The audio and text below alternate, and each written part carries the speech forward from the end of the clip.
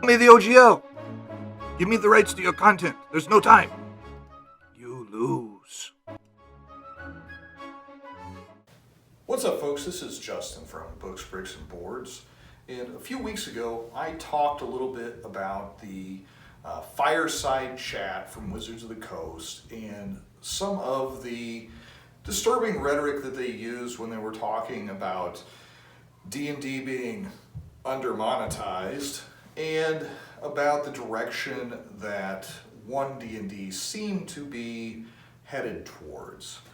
Well, since my last video last week, it seems that things have gotten much worse.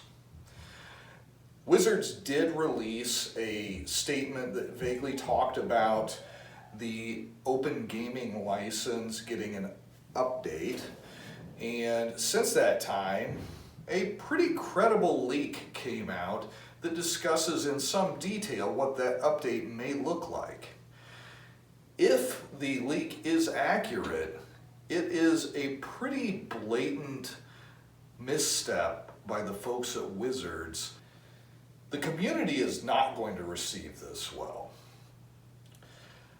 Wizards created the OGL for a couple of reasons, and I'm not an expert on the OGL, but the way I understood it, one of the reasons was to give a way for small publishers to create content for their game, to drive interest in the core books of their game, to sell more product.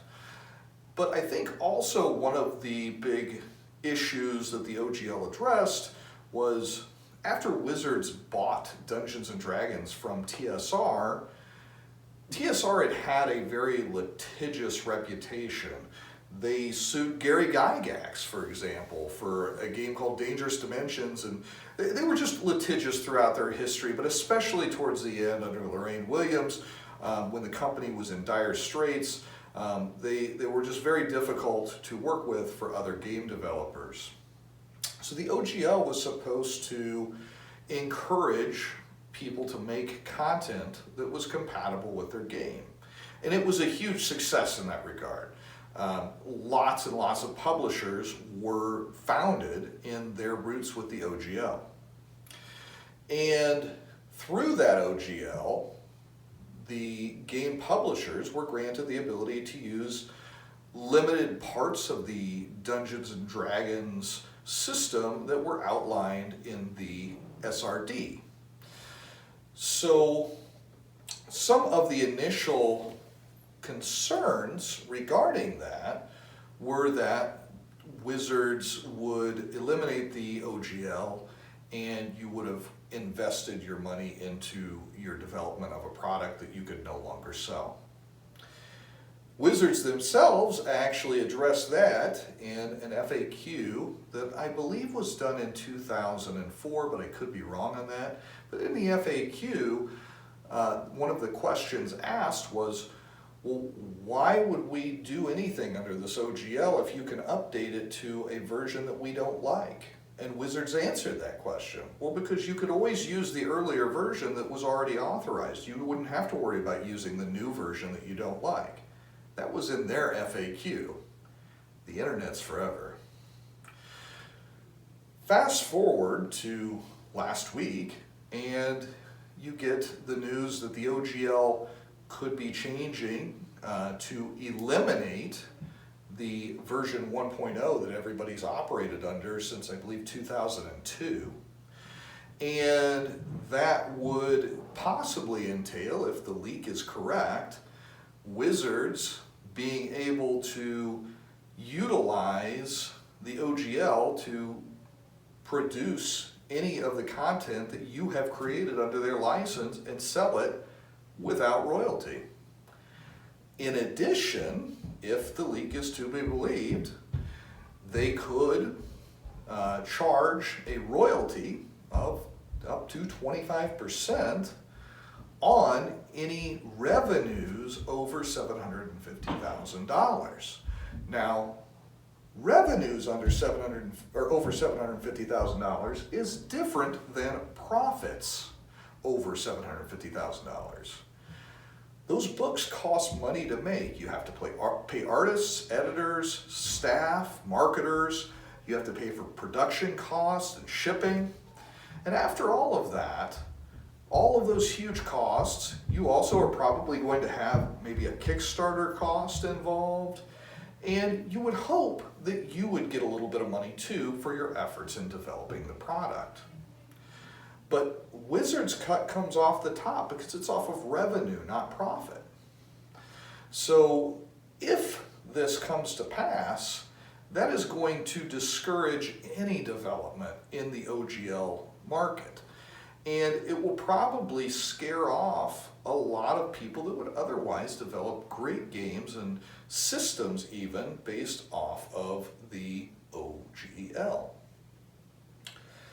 So what does that mean for us that don't produce content? Well, it could mean that developers that we know and love aren't able to operate as they now do. You think about games and systems and publishers that use the OGL. Well, Pathfinder and Pathfinder 2 are OGL products. Old School Essentials, OGL. Even Fate, I didn't realize until today, Fate, a D6 pool system, is actually OGL. So, Goodman Games, Dungeon Crawl Classics, also OGL. Astonishing Swordsmen and Sorcerers, OGL. So, if Wizards does decide to very heavy-handedly step into the community that they've helped to create and the community that which, by creating a fertile ground for it to grow in, has helped Wizards immensely. Without the OGL and the content creators having such a very feasible way of doing business, this has driven probably hundreds of thousands of players to Wizards' game. Without that, who knows if 5e would be nearly as successful. I mean, even Critical Role is going to be potentially affected by this new license. I mean, it's hard to say because it's a leak and I'm not a lawyer, but it seems like this is just a very, very bad look for Wizards, which already doesn't have the best reputation with the community. So, for me, what that means is I'm even less likely to support or purchase anything that Wizards puts out at this point. And if they do move to crush the retro clone market and a lot of the games that I enjoy that I've mentioned here in this video and previous videos, it will be just a reason for me to check out different systems that will still exist outside of the OGL, because they are out there.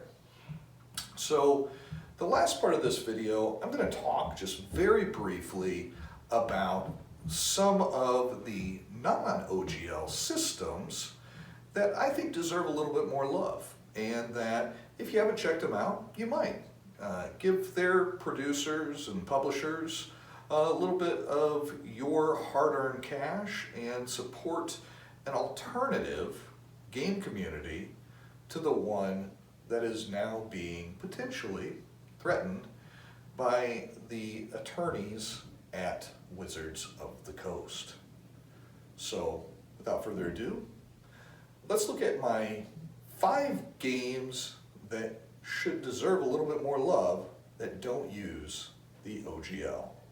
This one is super easy, and probably most of you are at least vaguely familiar with this. This is Dungeon World.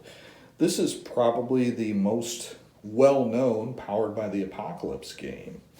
And this game, you can easily recreate the feel of an old school Dungeons and Dragons game. It does use a 2d6 system.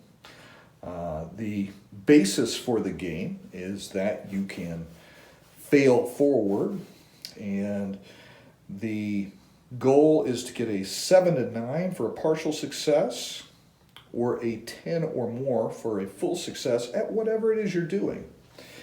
And you'll get a bonus, usually 1 to 3 at most, to your roll. In this system, the rules are very light. It's more about story and creating a collaborative experience with the players. And it is well known for having evocative playbooks that give characters interesting choices to make while they are adventuring in the world that you've created. And that is why I think Dungeon World is a good non-OGL alternative. And here I am with my second entry into my non-OGL alternatives, and I'm already cheating on my list because I have 3 books here, not 1. But bear with me. These 3 books are all what's known as Forged in the Dark games. Blades in the Dark was the first in this series, and it uses a heavily modified version of the Powered by the Apocalypse system. And it kind of merges that with a dice pool system whereby you have a skill, and that skill indicates the number of dice that you roll, and you take the highest dice from the dice pool, and if you get a 4 or 5, that's your partial success, like what you would find in Powered by the Apocalypse, and then a 6 is a full success.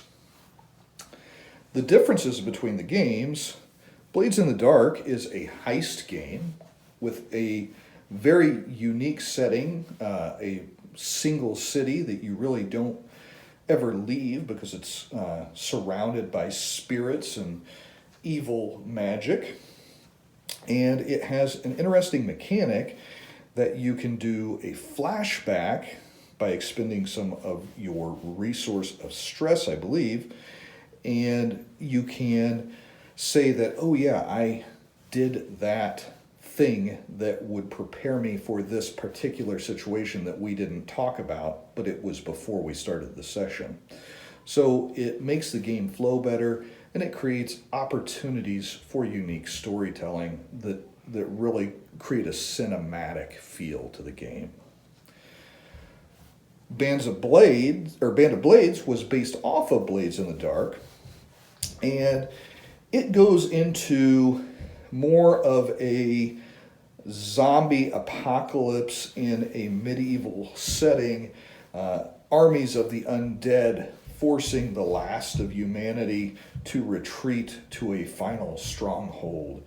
And it has a very strong campaign element to it with a set ending, which is interesting for an RPG because you can actually kind of win the game, which is unheard of in an RPG.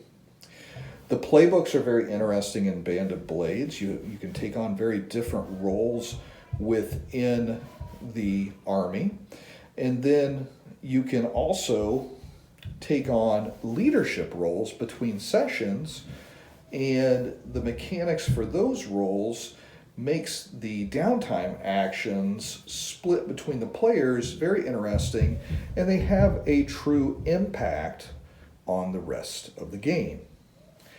Scum and Villainy, I have not read as much. I could play Blades in the Dark and Band of Blades right now. Scum and Villainy, I have not put as much time into yet, but I fully plan to.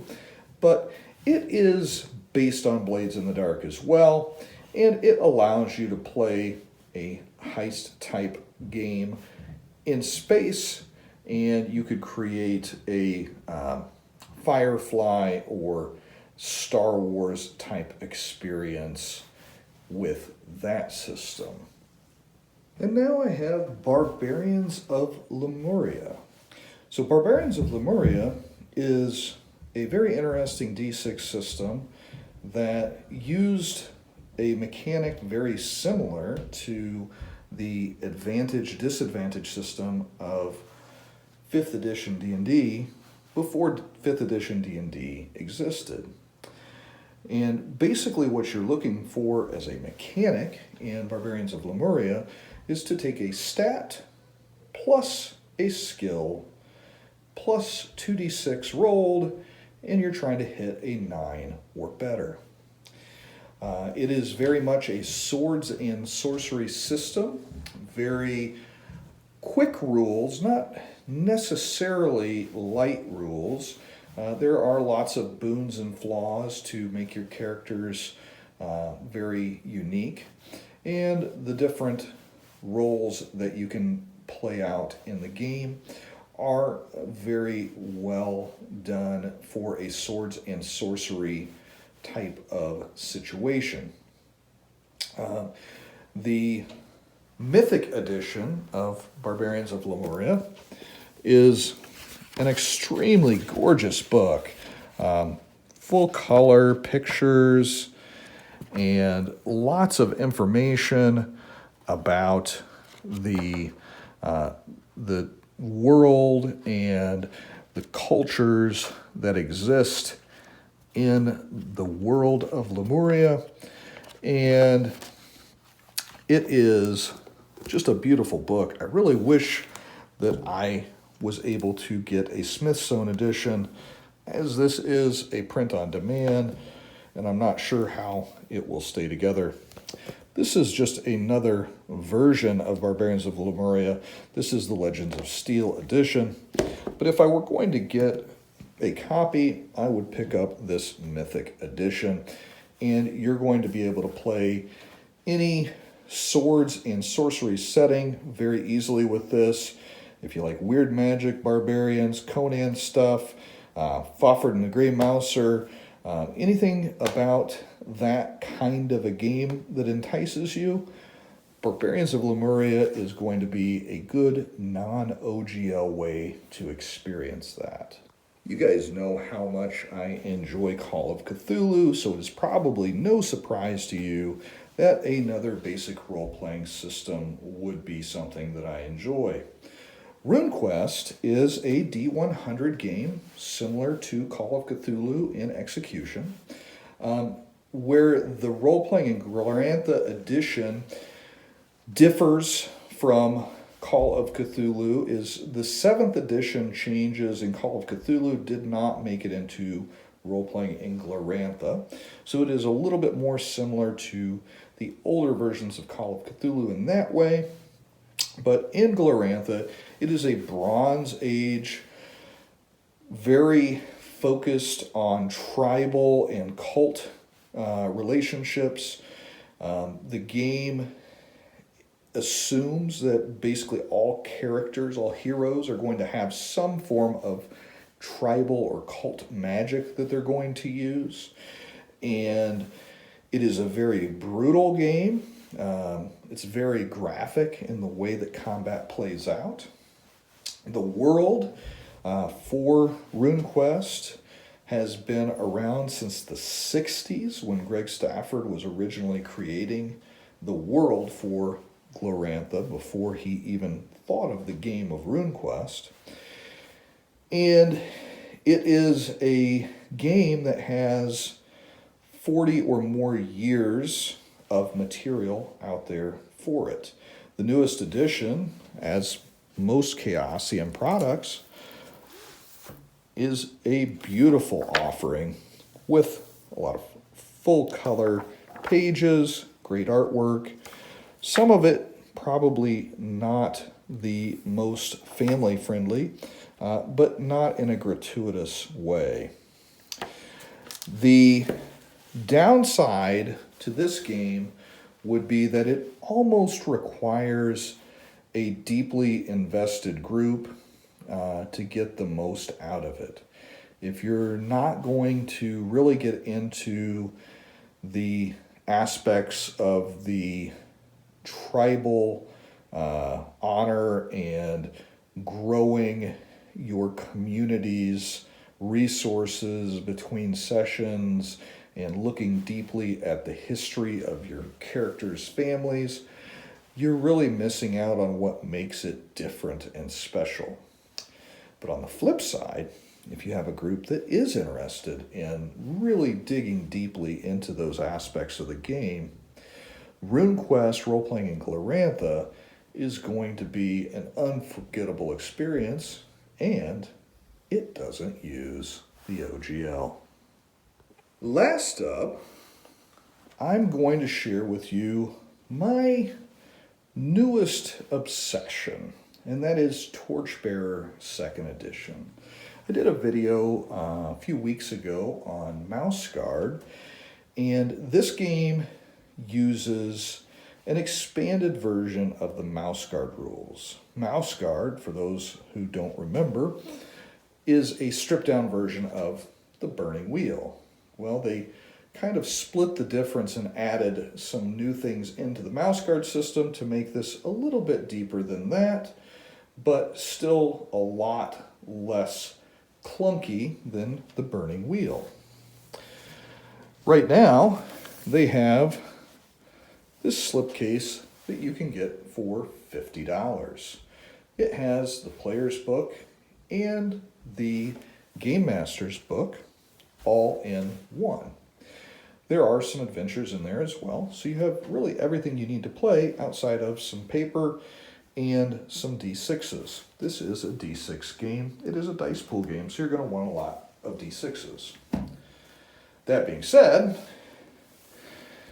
if you can still find it on the website, this is the Game Master's kit for Torchbearer 2nd Edition, and it is an amazing value.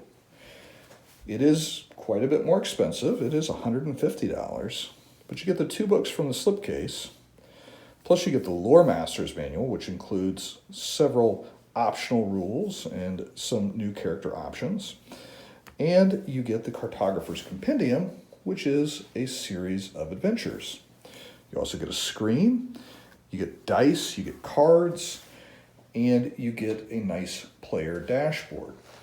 Now, what I like about Torchbearer is that, like Mouse Guard, it is a system that is simple enough to learn and teach, but yet has enough complexity to reward players that dig a little deeper.